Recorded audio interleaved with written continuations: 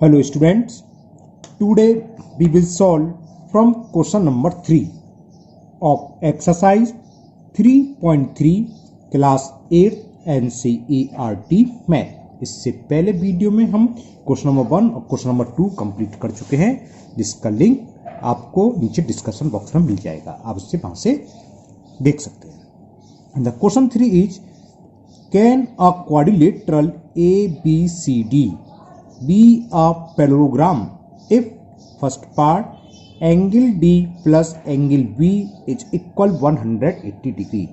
अगर angle D और angle B का सम 180 डिग्री है तो क्या वो पैरेललोग्राम हो सकता है, इसके बारे में डिस्कस करना हमें। चलिए करते हैं। तो देखो, एंगल B और D क्या हुए, अपोजिट्स एंगल हुए। अपोजिट्स एंगल का सम दे रखा है 180। पैरेललोग्राम में एक ही कंडीशन होती है, अब अगर अपोजिट्स एंगल्स इक्वल हो किसी क्वाड्रिलेटर के अपोजिट एंगल इक्वल हो तो पैरेललोग्राम होता है ना। तो एक कंडीशन हमें ये बनती है, अगर हम रेक्टेंगल या स्क्वायर लें, अपोजिट्स एंगल, देखो हमने एक रेक्टेंगल लिया, इसको नेम दे दिया ABCD। यहां देखो एंगल B कितना है 90 और एंगल D कितना है 90। तो इस कंडीशन में हमने देखा कि angle B plus angle D की वैल्यू आ गई 180 डिग्री। तो ये अगर ये कंडीशन है तब तो ये पैरेललोग्राम है। एक कंडीशन और बनती है पैरेललोग्राम की, क्या, वो स्क्वायर। रेक्टेंगल और स्क्वायर, ये थोड़ा सीधी हो जाएगी लाइन, तो खैर रेक्टेंगल और स्क्वायर क्या होते हैं, पैरेललोग्राम होते हैं। मैंने इसको नाम दे दिया ABCD। एंगल B 90 है, एंगल D, तो 90 प्लस 90 क्या हुआ, angle B plus angle D equal to 180। 90 plus 90 180 degree हो गया। तो अगर ये कंडीशन बनती है तब तो ये पैरेललोग्राम होगा। तो इसका आंसर क्या होगा, इसका आंसर दोनों ही पॉसिबिलिटी में हो भी सकता है और नहीं भी हो सकता। तो आंसर क्या कहोगे, मे बी हो भी सकता है, बट नॉट मे बी, लेकिन नहीं भी, बट नॉट मैं लिख चुका, नॉट मे बी। कैसे बताऊंगा अभी, होने का मैंने एग्जांपल दिया कि angle B plus D, rectangle में B plus D opposite angle 90 degree होते हैं, B प्लस D 90 90 180, तब तो ये पैरेललोग्राम है। लेकिन इसमें और कुछ कंडीशन दे नहीं रखी, केवल ये दे रखा है कि एंगल B प्लस D की वैल्यू 180। अब जरा मैं आपको एक फिगर और बनाता हूं, देखिए जरा। मैंने ये बनाया, मान लो ये 120 डिग्री है, यहां पर मैंने 90 डिग्री का एंगल बनाया। ये था एंगल, सॉरी, पॉइंट ABCD, और इसको मैंने इससे मिला दिया। ये एंगल मैंने बनाया 60 डिग्री का, 60 डिग्री बना के मिला दिया। अब ये पैरेललोग्राम है, किसी कीमत पर पैरेललोग्राम नजर नहीं आ रहा है। लेकिन एंगल B प्लस BD को निकाल के देखना, angle B plus angle D की वैल्यू क्या है, 120 प्लस 60, ये आ गई 180 डिग्री। लेकिन ये पैरेललोग्राम नहीं है, इसलिए दोनों आंसर होंगे इसके, मे बी हो भी सकता है, बट नॉट मे बी, और नहीं भी हो सकता। ये डिपेंड है बाकी अगर इंफॉर्मेशन दी होती। केवल इतनी इंफॉर्मेशन से the sum of opposites angle is 180 given quadrilateral is a parallelogram we can not be say. इसमें दोनों ही पॉसिबिलिटी है, मे बी और नॉट मे बी, है ना। तो हमने दोनों आंसर लिख दिया, आंसर आपका ये होगा। ये इसकी कोई जरूरत नहीं, तो मैंने आपको समझाने के लिए बताया कैसे होगा, इस कंडीशन में होगा। सिर्फ और सिर्फ ये दो कंडीशन बैठती हैं अगर होता है तो, और बाकी ऐसे बहुत सारी कंडीशन होती हैं कि B और D की वैल्यू 180 हो, कोई जरूरी नहीं 90 कुछ बना सकते हैं ना। तो इस केस में ये पैरेललोग्राम नहीं है। मुझे उम्मीद है आपको ये फर्स्ट पार्ट समझ में आ गया होगा। ओके, नाउ सेकंड पार्ट देखें। सेकंड पार्ट में हमें दे रखा है AB is equal DC is equal 8 centimetre और AD इक्वल टू 4 सेंटीमीटर और BC कितना दे रखा है, 4.4 सेंटीमीटर। ये कंडीशन दे रखी है। तो क्या ABCD पैरेललोग्राम होगा? पैरेललोग्राम में होता क्या है, पैरेललोग्राम में अपोजिट साइड्स आर इक्वल होती हैं। इसे मैं मान ले रहा हूं A, ये B, ये C, पहले लिख लूं AB और DC, AB equal to DC, बिल्कुल ठीक है। ओके चलिए, ये 8 तो ये 8 ठीक है, अपोजिट साइड्स इक्वल है, AB इक्वल टू DC। लेकिन AD दे रखी है 4 और BC दे रखी है 4.4, तो ये पैरेललोग्राम किसी भी कीमत पर नहीं होगा। क्यों? क्योंकि अपोजिट साइड्स इक्वल नहीं है। तो आंसर लिख दोगे नो। कॉज लिखोगे तो कॉज लिख सकते हो, कॉस कायदे शो करना चाहिए। कॉस क्या लिखोगे, शॉर्ट में लिखोगे तो आप लिख सकते हो कि AD does not equal to BC, और अगर डिटेल में लिखोगे कि opposite sides are not equal, so it is, यानी कि इट इज से मतलब ABCD is not a parallelogram. Bracket में चलो मैं लिख देता हूं, बिकॉज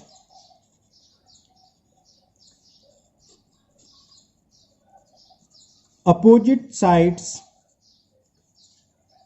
आर नॉट इक्वल। कौन सी इक्वल नहीं है, जो ऊपर में शो कर रखी है AD के अपोजिट कौन सी है, BC इक्वल नहीं है ना। सो ABCD is not a parallelogram. इससे कल मैंने जो वीडियो अपलोड करी थी उसमें मैंने नीचे डिस्कशन बॉक्स में पैरेललोग्राम की प्रॉपर्टी दी है, तो वो प्रॉपर्टी को सेटिस्फाई करना चाहिए तभी वो क्वाड्रिलेटर पैरेललोग्राम होगा। क्या होती है, अपोजिट साइड्स पैरेलल हों। अगर किसी क्वाड्रिलेटर की अपोजिट साइड दोनों पेयर पैरेलल हैं तो इक्वल तो 100% होंगे। इसका रिवर्स, अगर अपोजिट साइड्स इक्वल हैं तो पैरेलल भी 100% होंगे। और क्या प्रॉपर्टी होती है डायगोनल्स की, अगर कोई क्वाड्रिलेटरल है उसके डायगोनल बाइसेक्ट करें तो वो क्वाड्रिलेटर 100% पैरेललोग्राम होता है। चलिए नेक्स्ट थर्ड पार्ट में ये कंडीशन दे रखी है, किसी क्वाड्रिलेटर ABCD में angle A is given 70 degree and angle C is 65 degree. तो बताओ ये पैरेललोग्राम होगा, किसी भी कीमत पर नहीं होगा। क्यों, देखो ऊपर वाली फिगर देख लो, ABCD एंगल A ये है, एंगल C ये है। पैरेललोग्राम में अपोजिट्स एंगल क्या होते हैं, इक्वल। जो मेजर एंगल A का होगा वही मेजर एंगल C का होगा। लेकिन इस केस में क्या दे रखा है, A की वैल्यू तो 70 डिग्री दे रखी है, बट C की वैल्यू दे रखी है 65 डिग्री। लिखोगे because angle A is does not equal to angle C, bracket में लिख सकते हो कौन सा एंगल है, अपोजिट एंगल्स, यानी कि अपोजिट एंगल इक्वल नहीं है। सो ABCD is not a parallelogram, तो ये पैरेललोग्राम नहीं होगा। क्लियर। तो क्वेश्चन नंबर 3 में ये 3 ही पार्ट थे। क्वेश्चन नंबर 4 छोटा सा है, यही हो जाएगा, इतने से मैं कर देता हूं। क्वेश्चन नंबर 4 ये कह रहा है, draw a rough figure of a quadrilateral. एक हमें क्वाड्रिलेटरल बनाना है, उसकी रफ स्केच ड्रॉ करनी है। That is not a parallelogram, वो पैरेललोग्राम नहीं है। What has exactly two opposites angles of equal measure. Parallelogram में क्या होता है, अपोजिट एंगल इक्वल होते हैं, सब नहीं बताया था अभी, है ना। अब हमें एक ऐसा बनाना है जिसमें दो अपोजिट एंगल्स इक्वल तो हैं लेकिन वो पैरेललोग्राम नहीं है। तो वो किस में बनता है, काइट शेप में। एक काइट शेप बना दो। काइट शेप जानते हो, एडजेसेंट साइड इक्वल होती हैं। ये साइड इसकी इक्वल होगी और ये साइड्स इसके इक्वल होगी। तो जो साइड्स इक्वल होती हैं, पहली इसके है और दूसरी, तो दोनों अनइक्वल साइड्स के बीच का एंगल जो होता है ये सामने अपोजिट एंगल के इक्वल होता है। अगर ये काइट शेप का नाम करा मैंने ABCD, तो इसमें क्या होगा, एंगल V इक्वल टू क्या है, एंगल D के, लेकिन अपोजिट एंगल तो इक्वल हो गया, but it is not a parallelogram. Name पूछता तो आप लिख सकते हो, नेम क्या है, काइट, काइट शेप या काइट भी लिख सकते हो खाली। तो ये क्वेश्चन नंबर 4 हो गया। बस इसमें इतना ही था, ड्रॉ करना था हमें। Draw a rough figure of a quadrilateral. 1 2 3 4 side है तो क्वाड्रिलेटरल है। That is not a parallelogram, ये पैरेललोग्राम भी नहीं है।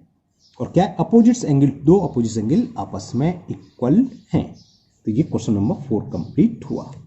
Now question 5।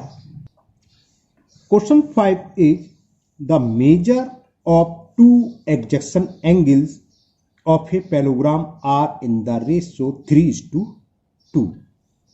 ये फिगर की कोई जरूरत नहीं है, मैं आपको समझाने के लिए बना रहा हूं। जब आप करेंगे तो इस फिगर की कोई जरूरत नहीं है। एक पैरेललोग्राम है, सपोज करो ABCD, दो एडजेसेंट एंगल कोई सी भी ले सकते हैं आप, AB ले लो, BC CD या DA। इन दोनों एंगल के बीच का रेशियो दे रखा है, angle B is to angle C 3:2। तो find the measure of each of angle of the parallelogram. तो हमें पैरेललोग्राम के सभी एंगल फाइंड करने हैं कि पैरेललोग्राम के जो एंगल हैं किस कितने कितने मेजरमेंट के हैं, क्या क्या डिग्री एंगल हैं।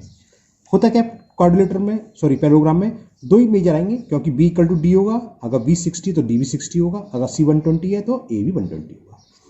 तो ये एडजेसेंट एंगल का सम होता क्या है पैरेललोग्राम के अंदर, B प्लस C का सम हमेशा क्या होगा 180, या C प्लस D हमेशा क्या होगा 180, और D प्लस A ये भी एडजेसेंट एंगल है। एडजेसेंट आप समझ लगातार कंसेक्यूटिव, वैसे एडजेसेंट एंगल क्या होता है अगला से पढ़ो, ऐसे दो एंगल जिसमें एक आर्म्स कॉमन हो, है ना, पढ़ा हो आपने, तो एडजेसेंट एंगल होते हैं। इसे हम कोइंटेरियर बोलते हैं पैरेललोग्राम के केस में, अगर दो अपोजिट लाइन पैरेलल हो, एक ट्रांसवर्सल हो, तो ये कोइंटेरियर भी बोल सकते हैं इसे। तो C plus D 180, D plus A भी 180 और A प्लस B भी 180 होता है, ये प्रॉपर्टी होती है। तो इस फिगर से BC अगर एडजेसेंट है तो angle B plus angle C की वैल्यू क्या होगी 180, है ना। तो हमने एक फिगर मान ली। तो अब जब कभी भी रेशो दिया होता है तो हमने कई बार बताया है उसको हम अपनी तरफ से एक वेरिएबल लगा दो। हम मान लेंगे let angle B equal to 3x degree और C equal to 2x degree, दोनों में सेम वेरिएबल, इसमें भी x लगाया तो इसमें भी x, अगर इसमें k तो इसमें k, अगर इसमें a लिया 3a तो इसमें भी a लेना। वेरिएबल ये आपकी चॉइस है, कोई भी चॉइस चूज कर सकते हो। तो let angle B is equal 3x degree and angle C is equal 2x degree. अब because these are adjacent angle दे रखा है क्वेश्चन में, तो एडजेसेंट एंगल का सम क्या होता है ये बताया 180 डिग्री। बस हो गया, B की जगह पुट कर दो 3x, C की जगह पुट कर दो 2x इज इक्वल 180। जब सॉल्व कर रहे हो तो डिग्री विग्री की कोई जरूरत नहीं लगाने की। 3x प्लस 2x की वैल्यू क्या हो गई 5x is equal 180 degree. Value of x will be 180 upon 5, 5 upon में आएगा, 5 से कैंसिल करें 5 बन जा 5, 5 3 जा 15, 3 बचा 3 कैरी 3 0 30 और 5 6 जा 30। तो ये तो वैल्यू निकलाई x की, लेकिन हमें फाइंड क्या करना है, एंगल फाइंड करना है। b किसके इक्वल है 3x, तो एंगल b हो गया 3 इंटू x, x का मतलब 36, कितना हो गया 108 डिग्री। एंगल C की वैल्यू क्या है 2x, तो 2 इंटू 36 72 डिग्री। तो एंगल्स क्या हो गए, वो एडजेसेंट एंगल हुए 180 डिग्री और 72 degree. Find the measure of each of the angles of the parallelogram. इससे मतलब क्या, हमें चारों एंगल निकालने सारे। तो जब B 108 है तो D भी 108 होगा, है ना, क्योंकि अपोजिट एंगल है। तो D is equal to angle V is equal to 108 degree and angle A equal होगा एंगल C के, और एंगल C कितना है 72 डिग्री। तो एंगल्स आर ABCD, तो हमने अपनी तरफ से माने, आप PQR कुछ भी लिख सकते हो, तो नीचे लिख देना चाहिए एंगल्स आर क्या हुआ 108 degree, 72 degree, 108 degree and 72 degree. ये चारों एंगल हुए पैरेललोग्राम। मुझे उम्मीद है ये आपको अच्छे से समझ आ गया होगा। Now question number 6, to adjacent angle पर ही आ रहा है, ऊपर वाली सवाल है। Of a parallelogram have equal major, find the measure of each of the angle of the parallelogram. ये तो ओरली हो गया, 90 डिग्री आएंगे। समझ में आ गया क्यों आएंगे, ईच एंगल 90 डिग्री। कैसे बताते हैं। एक पैरेललोग्राम दे रखा है,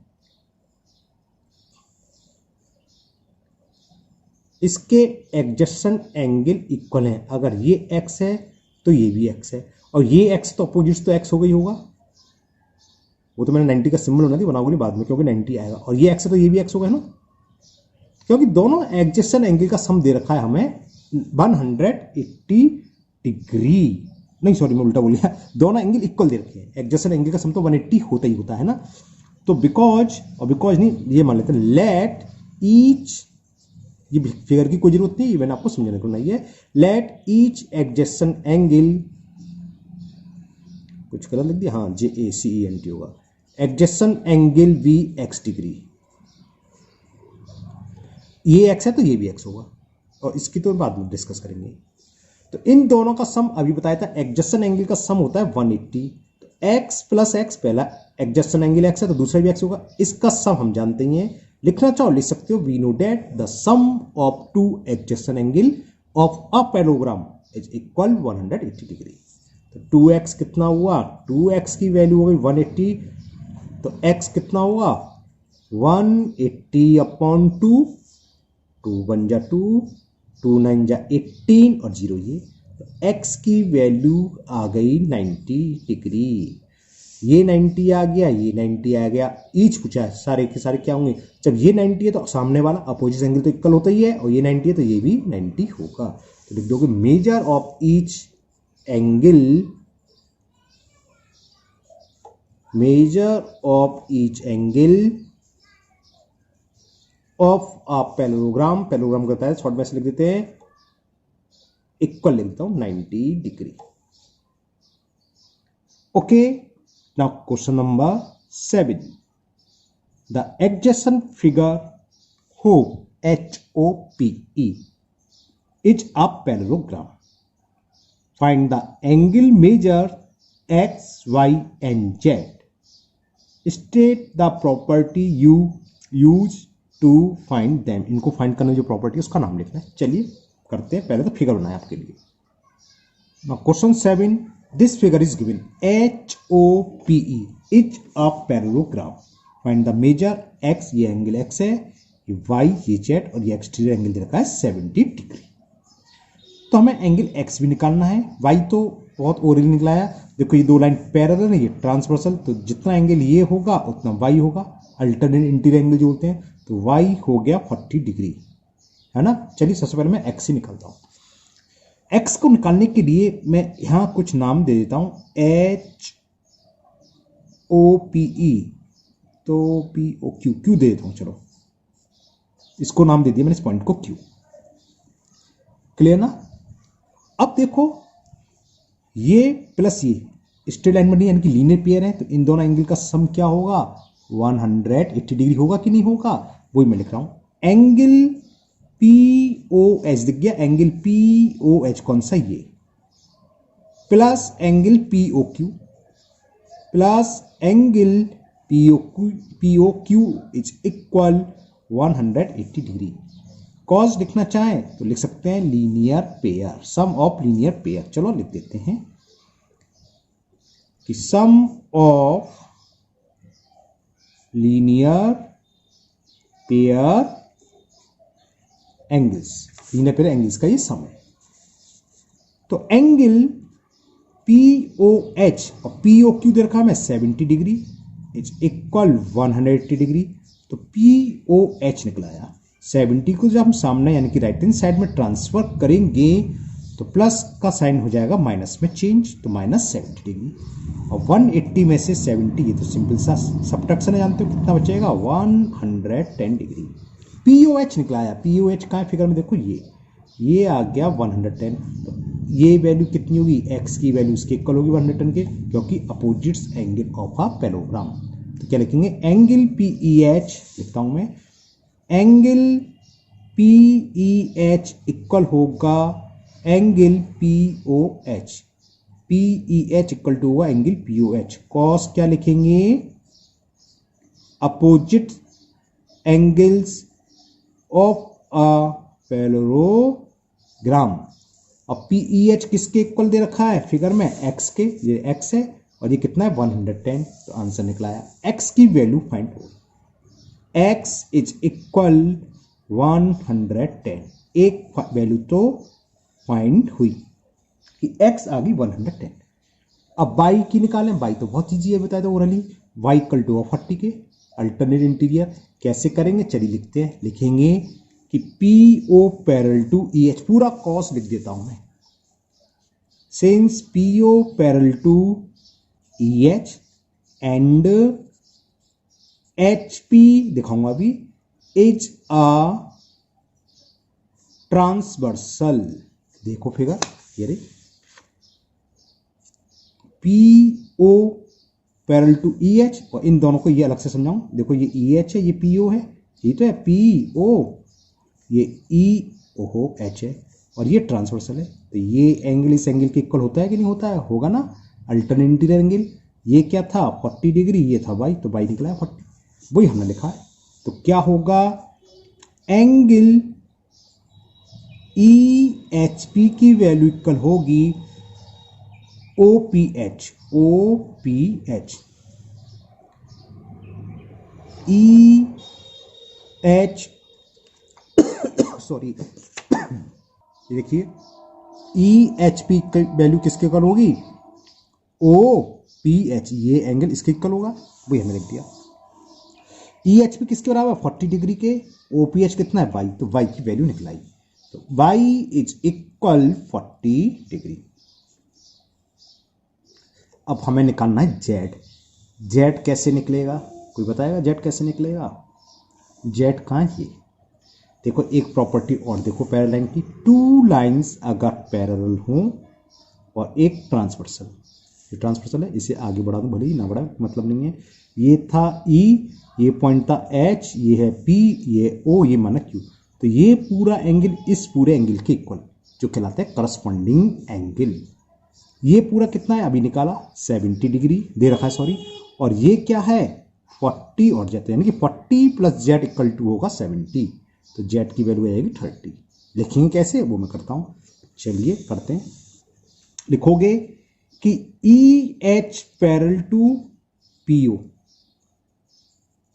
and HQ is a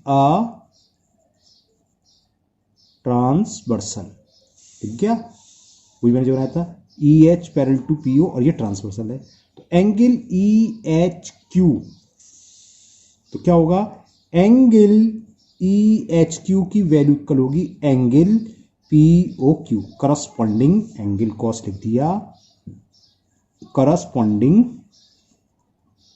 angles हैं, ये कैसे एंगल है करस्पॉन्डेंस एंगल्स, ये आपस में इक्वल होते हैं। और EHQ किसके बराबर 40 प्लस z, तो यहां लिखेंगे हम 40 प्लस z, और ये किसके इक्वल था 70 डिग्री के, तो z की वैल्यू यहां से निकलाई, the value of z will be 70 minus 40, ये आ गया 30 डिग्री, तो value of z will be 30 degree. Okay, तो आज के वीडियो में हम इतने ही क्वेश्चन करेंगे, नेक्स्ट वीडियो में ये एक्सरसाइज आपकी कंप्लीट हो जाएगी। मुझे उम्मीद है ये सभी क्वेश्चन आपको बहुत अच्छे से समझ में आ गए होंगे। फिर भी अगर आपको किसी क्वेश्चन में कोई डाउट हो, कोई प्रॉब्लम है, तो आप बेझिझक कमेंट बॉक्स में कमेंट करें, मैं उसको दूर करने की पूरी कोशिश करूँगा।